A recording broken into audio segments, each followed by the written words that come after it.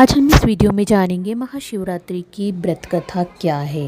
तो एक बार पार्वती ने भगवान शिव शंकर से पूछा, ऐसा कौन सा श्रेष्ठ तथा सरल व्रत पूजन है जिसे मृत्युलोक के प्राणी आपकी कृपा सहज ही प्राप्त कर लेते हैं।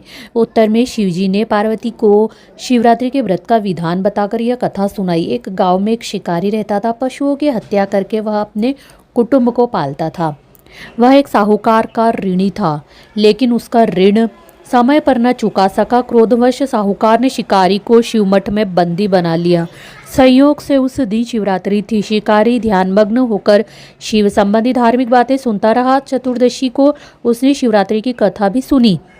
संध्या होते ही साहूकार ने उसे अपने पास बुलाया और ऋण चुकाने के विषय में बात की। शिकारी अगले दिन सारा ऋण लौटा देने का वचन देकर बंधन से छूट गया।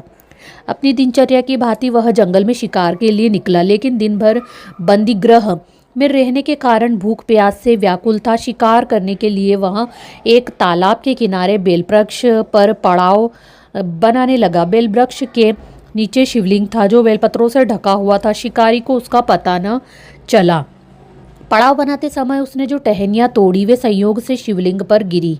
इस प्रकार दिन भर भूखे प्यासे शिकारी का व्रत भी हो गया और शिवलिंग पर बेलपत्र भी चढ़ गए। एक पहर रात्रि बीत जाने पर एक गर्भिणी मृगी तालाब पर पानी पीने पहुंची। शिकारी ने धनुष पर तीर चढ़ाकर जो ही प्रत्यंचा खींची। मृगी बोली, मैं गर्भिणी हूँ, शीघ्र ही प्रसव करूंगी। तुम एक साथ दो जीवों की हत्या करोगे जो ठीक नहीं है। मैं अपने बच्चे को जन्म देकर शीघ्र ही तुम्हारे सामने प्रस्तुत हो जाऊंगी, तब तुम मुझे मार लेना। शिकारी ने प्रत्यंचा ढीली कर दी और मृगी झाड़ियों में लुप्त हो गई। कुछ ही देर बाद एक और मृगी उधर से निकली। शिकारी की प्रसन्नता का ठिकाना न रहा। समीप आने पर उसने धनुष पर बाण चढ़ाया। तब उसे देख मृगी ने विनम्रता पूर्वक निवेदन किया, हे पार्थी, मैं थोड़ी देर पहले ही ऋतु से निवृत्त हुई हूँ, कामातुर विरहिणी हूँ, अपने प्रिय की खोज में भटक रही हूँ। मैं अपने पति से मिलकर शीघ्र ही तुम्हारे पास आ जाऊंगी। शिकारी ने उसे भी जाने दिया। 2 बार शिकार को खोकर उसका माथा ठनका। वह चिंता में पड़ गया। रात्रि का आखिरी पहर बीत रहा था। तभी एक अन्य मृगी अपने बच्चों के साथ उधर से निकली। शिकारी के लिए यह स्वर्णिम अवसर था। उसने धनुष पर तीर चढ़ाने में देर न लगाई। वह तीर छोड़ने ही वाला था कि मृगी बोली, हे पार्थी, मैं इन बच्चों को पिता के हवाले करके लौट आऊंगी। इस समय मुझे मत मार। शिकारी हंसा और बोला, सामने आए शिकार को छोड़ दूं? मैं ऐसा मूर्ख नहीं। इससे पहले मैं 2 बार अपना शिकार खो चुका हूँ। मेरे बच्चे भूख प्यास से तड़प रहे होंगे। उत्तर में मृगी ने फिर कहा, जैसे तुम्हें अपने बच्चों की ममता सता रही है, ठीक वैसे ही मुझे भी। इसलिए सिर्फ बच्चों के नाम पर मैं थोड़ी देर के लिए जीवनदान मांग रही हूँ। हे पार्थी, मेरा विश्वास कर, मैं इन्हें इनके पिता के पास छोड़कर तुरंत लौटने की प्रतिज्ञा करती हूँ। मृगी का दिन स्वर सुनकर शिकारी को उस पर दया आ गई। उसने उस मृगी को भी जाने दिया। शिकार के अभाव में बेलवृक्ष पर बैठा शिकारी बेलपत्र तोड़कर नीचे फेंकता जा रहा था। तो फटने को हुई तो एक हष्ट पुष्ट मृग उसी रास्ते पर आया। शिकारी ने सोच लिया कि इसका शिकार वह अवश्य करेगा। शिकारी की तनी प्रत्यंचा देखकर मृग विनीत स्वर में बोला, हे पार्थी भाई, यदि तुमने मुझसे पूर्व आने वाली 3 मृगियों तथा छोटे छोटे बच्चों को मार डाला है तो मुझे भी मारने में विलंब न करो, ताकि उनके वियोग में मुझे एक क्षण भी दुख न सहना पड़े। मैं उन मृगियों का पति हूँ।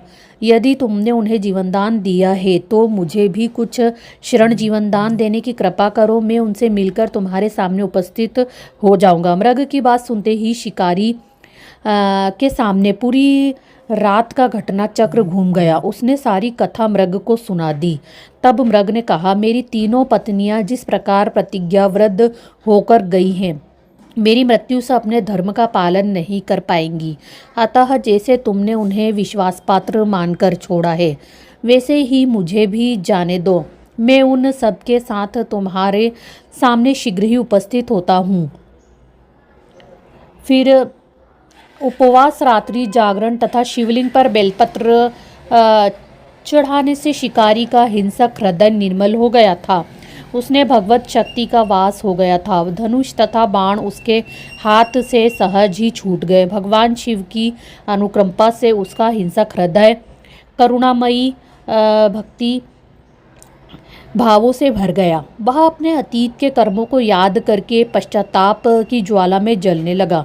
थोड़ी ही देर बाद मृग सपरिवार शिकारी के समक्ष उपस्थित हो गया ताकि वह उनका शिकार कर सके, किंतु जंगली पशुओं की ऐसी सत्यता, सात्विकता एवं सामूहिक प्रेम भावना देखकर शिकारी को बड़ी ग्लानि हुई। उसके नेत्रों से आंसुओं की झड़ी लग गई।